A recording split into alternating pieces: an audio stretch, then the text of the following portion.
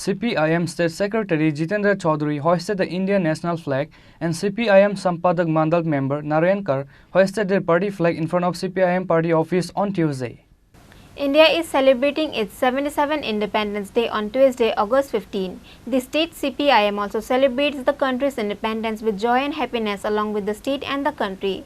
On this day, CPIM State Secretary Jitendra Chowdhury hosted the Indian national flag, and CPIM Sampadak Mandal member Narayan Kar hosted their party flag in front of CPIM party office on Tuesday.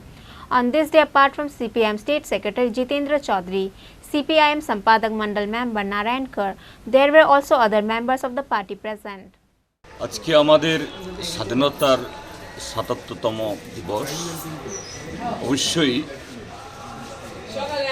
পুরো জাতির জন্য এটা অত্যন্ত একটা গৌরবজনক দিন, এবং এটা শুধু আনুষ্ঠানিকভাবে উদযাপনের জন্য নয়, আমাদের পূর্বপুরুষরা স্বাধীনতার সংগ্রামীরা যে লক্ষ্য যে স্বপ্নকে সামনে রেখে এই স্বাধীনতা অর্জনে তাদের জীবন যৌবন কুরবানি দিয়েছেন, আজকে আমরা স্বাধীনোত্তর ভারতবাসী, এই ভারতের সন্তানরা সেই স্বপ্নকে সাকার করার জন্য, তাদের আকাঙ্ক্ষাকে যাতে আমরা পরিপূর্ণ করতে পারি, তার শপথ গ্রহণের দিন।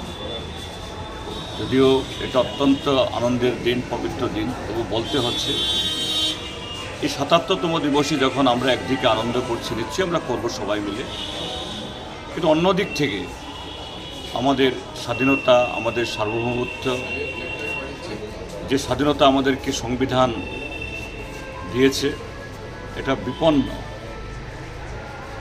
এবং যারা এই স্বাধীনতাকে বিপন্ন করছে, সংবিধানকে যারা অস্বীকার করছে, কোনো না কোনোভাবে তারা ক্ষমতার কেন্দ্রে।